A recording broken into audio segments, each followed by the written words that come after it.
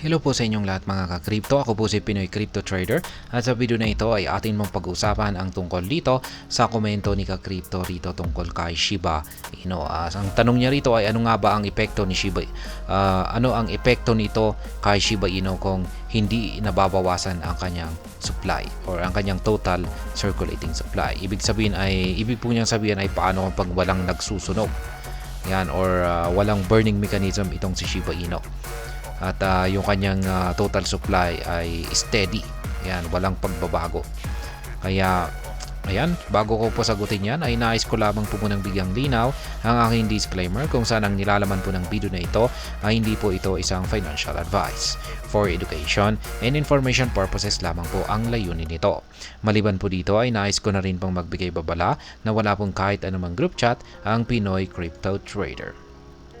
Ayan, kung wala pong pagsusunog o hindi po nababawasan ang supply ni Shiba Inu kung saan ay nanatiling steady ito at hindi nagbabago ay ang masasabi ko rito ay medyo mababa yung kanyang potensyal na lumago or umangat or tumaas yung kanyang presyo. Ayan, kasi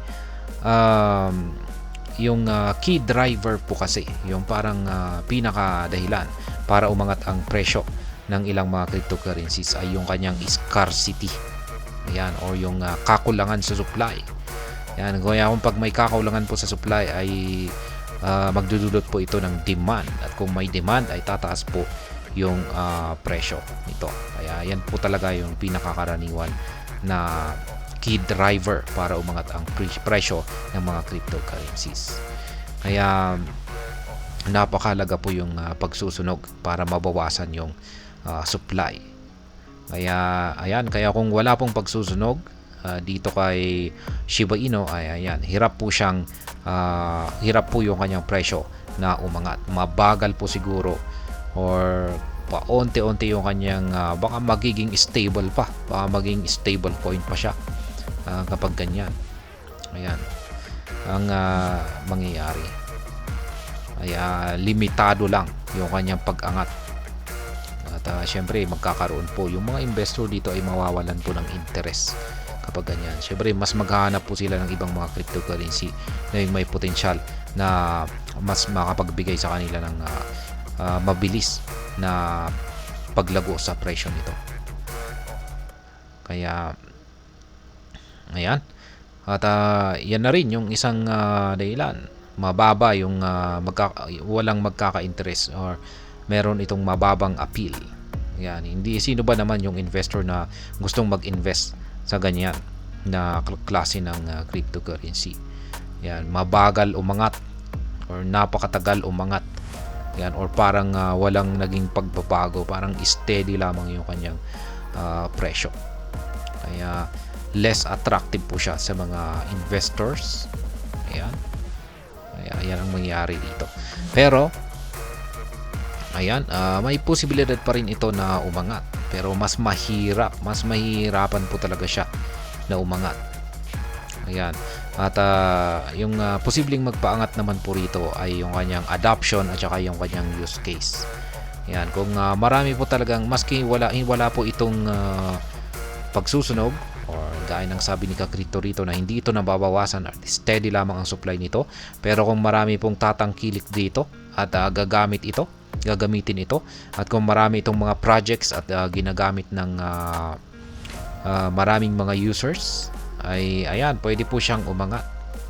Ayan, at lalong-lalo na kung pag magkakaroon siya ng mga real world use cases.